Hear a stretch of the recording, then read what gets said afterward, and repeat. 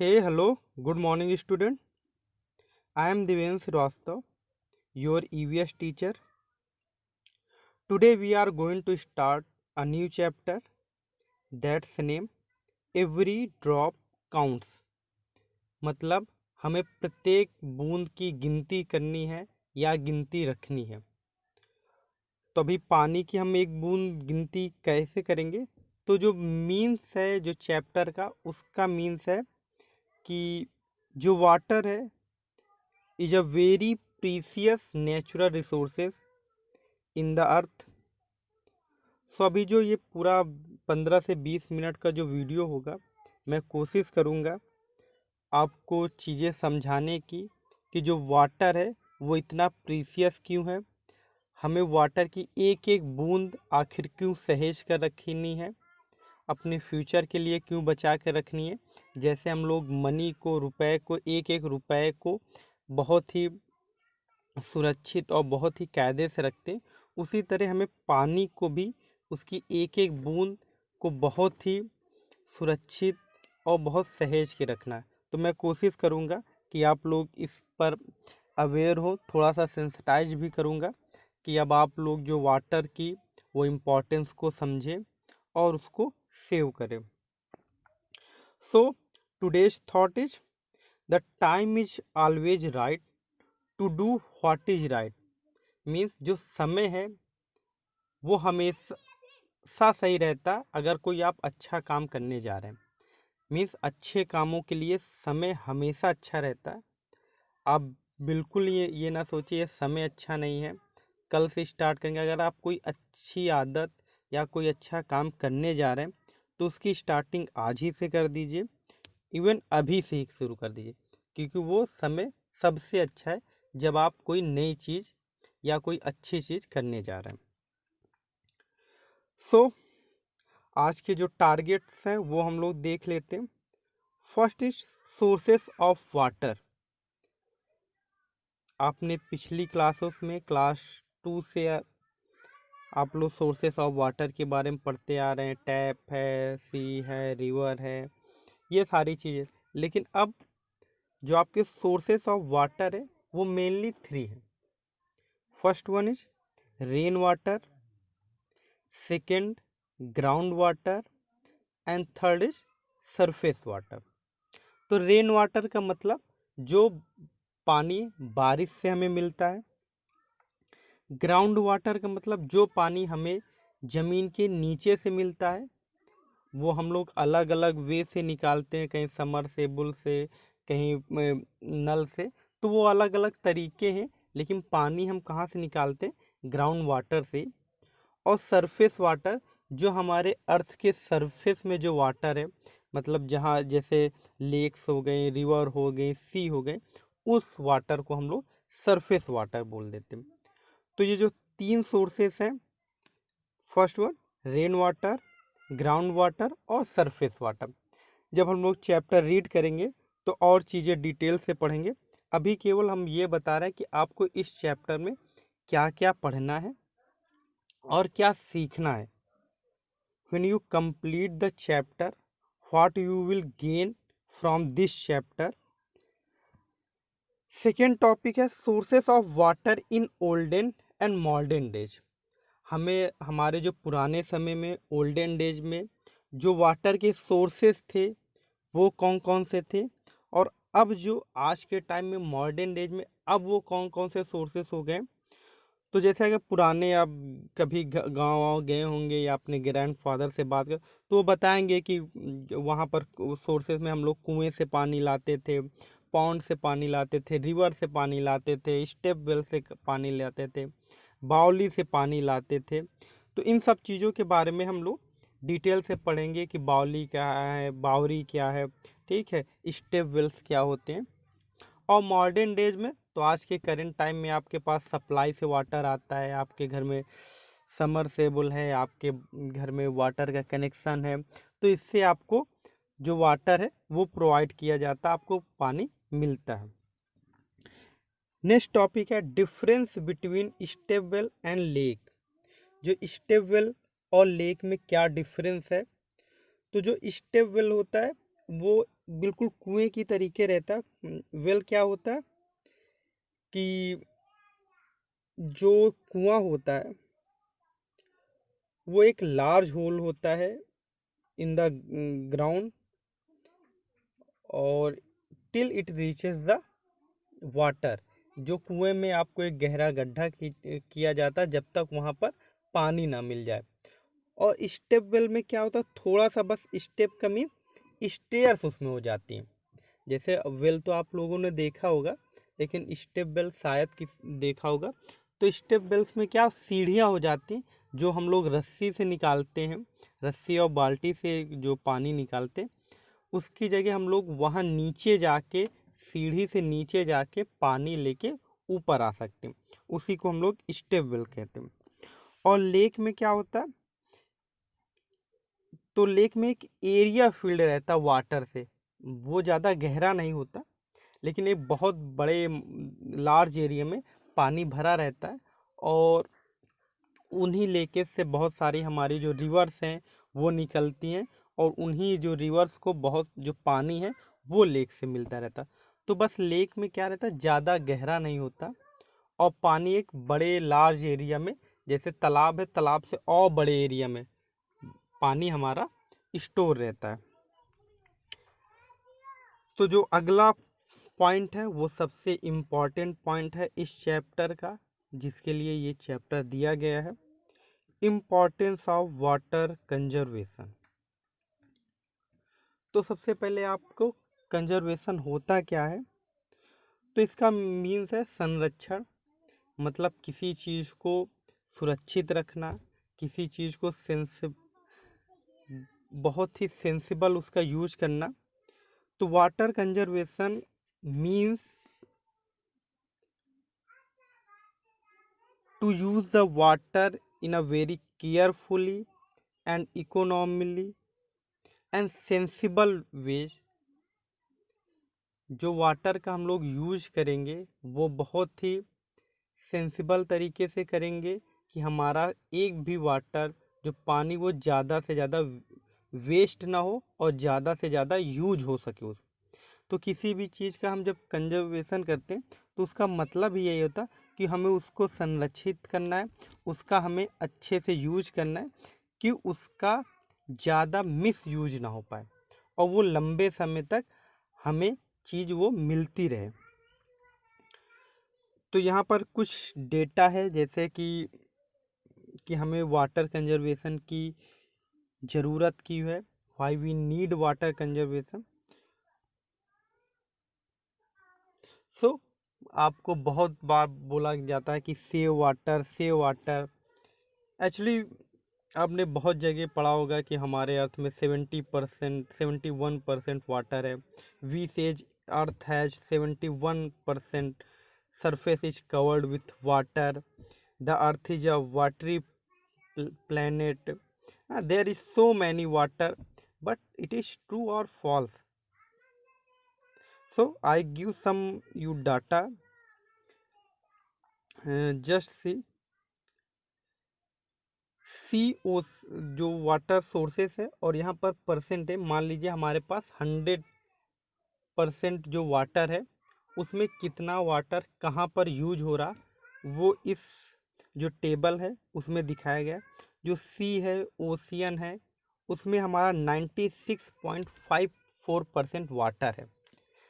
मतलब जो वाटर का एक बड़ा अमाउंट है, मान लीजिए आपके पास 100 रुपये हैं, तो 100 रुपये में जो 96 रुपये हैं वो किसी दूसरे के पास है। अब आपके पास कुछ 4 रुपये से कम रुपए आपके पास है, तो ये जो बड़ा अमाउंट है वो कहाँ पर है, सी में। और आपको पता है जो सी का वाटर होता है वो ड्रिंकेबल नहीं होता, वो हम पी नहीं सकते, क्योंकि सी का वाटर कैसा होता है, साल्टी होता है ना, तो हम लोग उसको पी नहीं सकते। तो हमारे जो वाटर के बड़ा पोर्शन है, बड़ा पार्ट कैसा है, साल्टी है, जिसका हम किसी भी तरह से यूज नहीं कर पा रहे। अब बहुत सारी ऐसी टेक्निक्स हैं जो हम साल्ट वाटर को भी हम ड्रिंकेबल बना पा रहे हैं, लेकिन अभी और उसमें टाइम लगेगा। तो मीन्स एक जो बड़ा पार्ट है, जो पानी का 71% जो आपके पास वाटर है उसका एक बड़ा पार्ट कहाँ है, साल्टी है, वो सी में है। ग्लेशियर्स में, ग्लेशियर्स का मतलब जो बर्फ से ढकी हुई बहुत बड़ी बड़ी चट्टानें हैं उनको ग्लेशियर कहते हैं, वहाँ पर 1.74% है। तो ये जो वाटर है वो कैसा, बर्फ के रूप में, मतलब ये वाटर के रूप में नहीं है, बर्फ के रूप में है। जैसे जैसे गर्मी पड़ती है ग्लेशियर पिघलते हैं और इनसे वाटर निकलता है, और फिर यही वाटर वहीं से बहुत सारी जो रिवर्स हैं वो निकलती हैं और हमें पानी मिलता है। लेकिन ये जो वाटर हम तुरंत हम इसको ले नहीं सकते कि हमें पानी अभी प्यास लगी है तो हम तुरंत ग्लेशियर से जाए और पानी लेके चले आए। तो मतलब ये भी पार्ट हमारे अभी करंट के लिए यूज नहीं है, हाँ बाद में यूज होता रहेगा। जो ग्राउंड वाटर है मतलब सरफेस के नीचे जो वाटर है, इसका यूज हम लोग सबसे ज़्यादा करते हैं और इसका ही यूज हम लोग अपने पीने के पानी में करते हैं। वो हमारा कितना, 1.69%। मीन्स जो वाटर है उस इतने सारे पानी केवल 1.69% हम लोग यूज करते। मतलब आपके पास 100 रुपये था, 100 रुपये में बाकी सारे केवल आप जो यूज कर पाएंगे वो केवल है 1 रुपये 69 पैसे। आपको मैंने 100 रुपये की नोट दिया, आप बहुत खुश हैं, लेकिन मैंने उसमें एक कंडीशन भी लगा दी कि केवल आप इससे 1 रुपये 69 पैसे ही आप इससे खर्च कर सकते हैं। तो आपको अच्छा लगेगा कि बुरा, कि सर ने तो 100 रुपये दिया था, हम खुश हो गए कि हाँ हमारे पास अब बहुत पैसा है, लेकिन यूज तो केवल 1 ही रुपये करना है, तो फ़ायदा क्या है इसे, मतलब हमारे पास पैसा बहुत कम है यूज करने के लिए। तो उसी तरह जो हमारे पास वाटर है वो बहुत कम है यूज करने के लिए, बस इतना है कि हम यूज करें वो भी बहुत सेंसिबल और बहुत इकोनॉमिकल करें, उसका कहीं वेस्ट ना करें। तो बहुत हम लोग अपने नोविंगली अननोविंगली हम लोग बहुत सारा पानी जो वेस्ट करते हैं, just on the tap, brushing the teeth, leakage the pipe, etc. We have lots of more of water in daily life. An average a person waste 30 to 40 liters per day। Means एक जो आदमी है वो अपने per day प्रतिदिन 30 से 40 litre पानी waste करता है। किस तरह, उसने टैप ब्रश कर रहा, नल खुला है, टैप खोल के चला गया, घर में लीकेज है, नहीं बन रहा, पानी टपक रहा है। और सबसे बड़ी कंडीशन तब आती है, आप सारे सिटी में रह रहे हैं और अधिकतर देखने को मिला कि मोटर चल रही है, पानी टंकी भर चुकी है और पानी लगातार बह रहा। तो सबसे बुरी कंडीशन होती है। और आप बिना कुछ सोचे जब आपका मन आया तब आप गए मोटर बंद कर ली, जब आपको या किसी ने बताया कि भाई मोटर बंद कर दीजिए टंकी भर गई है। तो जितना पानी आप टंकी भरने में नहीं वेस्ट करते, कभी कभी उससे ज़्यादा पानी आप केवल वेस्ट कर देते हैं। तो ऐसी कंडीशन न लाइए घर में। आप कभी भी अगर आपके मम्मी या गार्जियन जो भी अगर मोटर जब ऑन करते हैं तो आप देख लीजिए कितने टाइम में हमारी जो टंकी है, जो हमारी टंकी वो भर जाती है। और थोड़ा सा ध्यान लगाइए, आप भले उस समय ना पढ़ें वो ज़्यादा अच्छा है, लेकिन आप ज़्यादा ध्यान अपने आप टंकी भरने पर लगाइए और जैसे ही टंकी भरती है वैसे ही आप बंद करें। अगर आपके अगल बगल आपके नेबर में पड़ोस में भी कहीं पानी गिर रहा तो आप भी उनको बता सकते हैं कि आंटी टंकी भर गई है, मोटर बंद कर दी। सो आप इग्नोर नहीं कर सकते कि हाँ नल खुला है, पानी गिर रहा है, आप आराम से चले गए, क्योंकि ये जो वाटर है वो आपका है। जो पानी है, एक आपने अभी कुछ टाइम पहले, आज से 2-3 महीने पहले, एक लड़की का नाम ग्रेटा थनबर्ग, ये स्वीडन की एक लड़की है, वो बहुत फेमस हुई है। उसने ग्लोबल वार्मिंग पर बहुत अच्छा, जो डोनाल्ड ट्रंप है यूएस के प्रेसिडेंट है, उनके सामने भी बहुत ही अच्छी स्पीच दी थी, और वो अभी केवल 15 से 16 साल की लड़की है। तो उसने यही कहा कि ये हमारी चीज़ है, ये जो हमारे सोर्सेस है ये हमारे हैं, तो आप हम लोगों से ज़्यादा उम्मीद ना करें कि हम लोग आपके लिए करेंगे। तो ये जितने भी सोर्सेस हैं ये आप अपने फ्यूचर के लिए बचा के रखें। तो चलिए एक और छोटा सा डेटा बिल्कुल से, जिससे चीज़ें और क्लियर हो जाए। जब आप कभी कहीं बाहर जर्नी करते हैं, रेलवे या कहीं पर जाते हैं, तो आप रास्ते में पानी की बॉटल्स लेते हैं। क्यों? क्योंकि उस टाइम या तो पानी अवेलेबल नहीं है, या तो जो पानी अवेलेबल है वो ड्रिंकेबल नहीं है। तो हम लोग नॉर्मली पानी बाय करते हैं, 15 से 20 रुपए की एक बॉटल मिलती है, और उसको हम लोग लेते हैं। मान लीजिए आज के 10 से 20 साल बाद हमें वाटर लेना ही पड़े, तो मान लीजिए हम एक बॉटल हमारी 15 रुपीज़ की है, तो हमें पर डे कम से कम 7 to 8 लीटर पानी पीना है। तो हमने मान लीजिए चलो हम 6 लीटर ही पानी पी रहे हैं, तो 15 मल्टीप्लाइड विथ 6 कितना हो गया? 90। ओके, मतलब कि हम 90 रुपीज़ का पानी पर डे पी रहे हैं।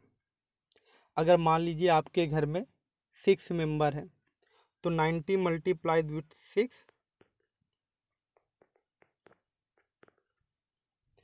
540। मतलब पर डे आपके जो घर में है वो 540 रुपीज़ का पानी पी रहे हैं, अगर पानी हमारे पास अवेलेबल नहीं है। क्योंकि पानी हमको पर डे 6 to 8 लीटर पानी पीना है, और अगर हमारे घर में 6 फैमिली मेम्बर है, और जो 1 लीटर की जो कॉस्ट है वो 15 रुपीज़ है। अगर हम इसी को मंथ वाइज अगर निकालें, तो 540 मल्टीप्लाई विथ 30 इक्वल टू कितना हो गया? 16,200। तो मतलब एक मंथ में अगर केवल हम पानी पिए, और आज के 20-30 साल बाद अगर पानी ख़त्म होंगे, जब आप अपनी प्राइम एज पर आएंगे, अगर आपको पानी खरीदना पड़ेगा, तो मंथली का 16,200 रुपीज़ आपको इन्वेस्ट करना पड़ेगा केवल पानी पीने के लिए। तो समझ लीजिए एक लार्ज अमाउंट आपको पे करना पड़ेगा, अगर आज हम पानी को सेव नहीं कर पा रहे। सो आई थिंक अब आपको ज़रूरत नहीं है बताने की कि पानी का इम्पोर्टेंस क्या है। ज़्यादा बड़ा लेक्चर। सो बाकी टॉपिक्स जो हैं जल्दी से कर लेते हैं। अगला, what is rain water harvesting. Rain water harvesting क्या है? तो रेन वाटर हार्वेस्टिंग का मतलब है कि जो बारिश का पानी होता है उसको कलेक्ट करना और उसको स्टोर करना, यही रेन वाटर हार्वेस्टिंग है। Means collection of rain water, this is a technique to store rain water just like in a tanks, and after store that we use for many purpose। Importance of rain water harvesting, तो हम लोग जब chapter पढ़ेंगे तब हम लोग discuss कर लेंगे इसकी इम्पोर्टेंस क्या है। नेक्स्ट है कस्टम रिलेटेड टू वाटर। जो इंडिया में वाटर से रिलेटेड बहुत सारी कस्टम्स है, मतलब प्रथाएं हैं, बहुत सारे फेस्टिवल्स हैं।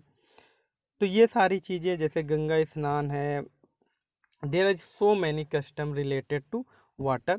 तो when we read the chapter we will discuss all the thing। and next is water bill discussion।